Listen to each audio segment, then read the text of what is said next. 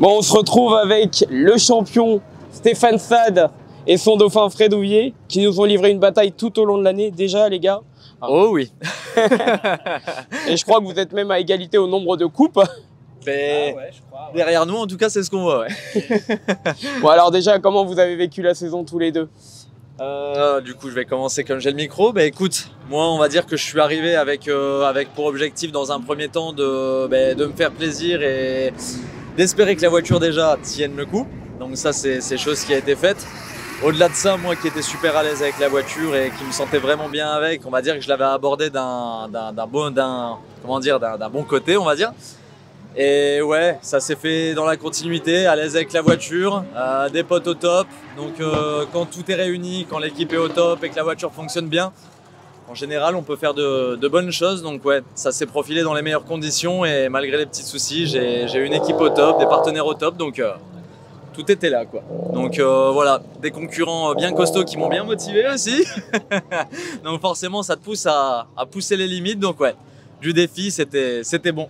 Bien kiffé l'ambiance et bien kiffé l'année. Et pour toi, Fred? Et toi, Fred? Merci.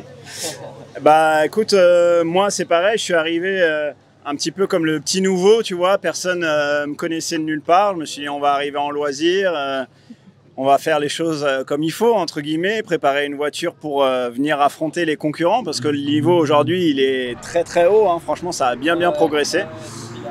Ah ouais.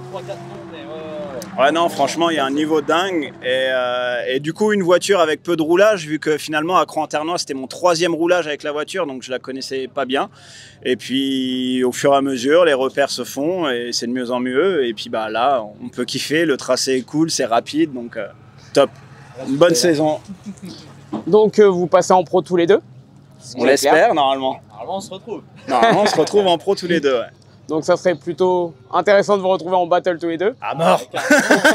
Grave. Et si... Grave. Et si... Par exemple, Fred, si tu pouvais donner un conseil à Stéphane pour la saison prochaine, quel conseil tu lui donnerais?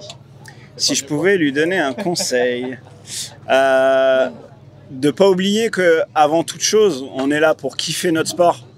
Et qu'en fait, plus on va kiffer derrière le volant, plus ça va se ressentir pour tout le monde derrière. Et que c'est un sport de spectacle. Donc il a la joie de vivre et il kiffe ce qu'il fait et qu'il continue encore à kiffer au max et à faire ses vidéos parce qu'elles font kiffer aussi. Et toi Stéphane du coup? Ben écoute, moi du coup j'ai envie de lui dire un peu la même chose parce qu'on est dans cet état d'esprit où justement on a beau être l'un contre l'autre, ça ne nous empêche pas de nous féliciter, de nous encourager, de nous conseiller et d'être toujours dans l'optique de se pousser les uns les autres à faire mieux. Donc ouais, bonne mentalité et ça c'est important parce que ben c'est beau quoi.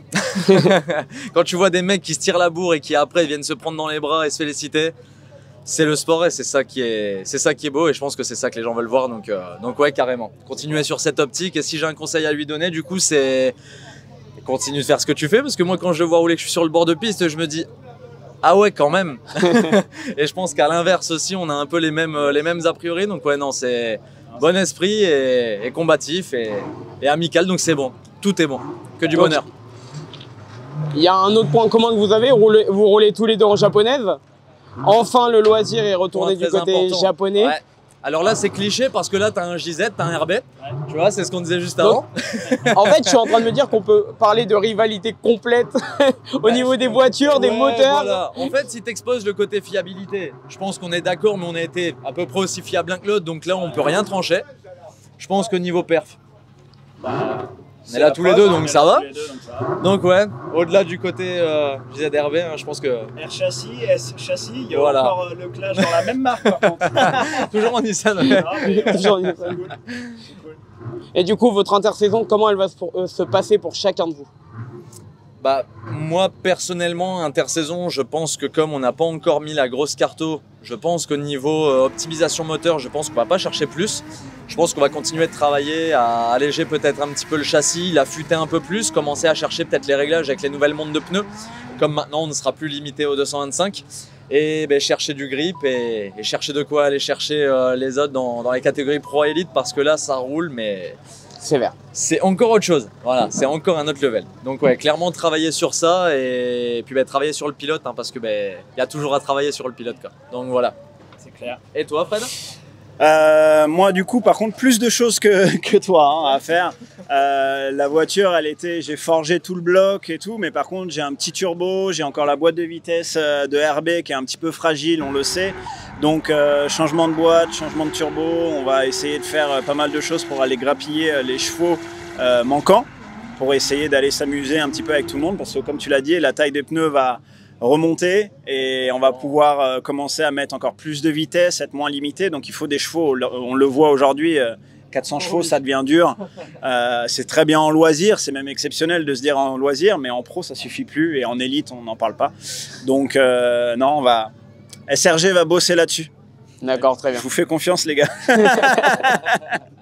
En tout cas, merci, vous nous avez régalé cette saison. On espère que ça sera la même chose l'année prochaine. Merci beaucoup les gars. Merci à vous aussi. Yes, merci Drift Actu. I'm coming for the throne.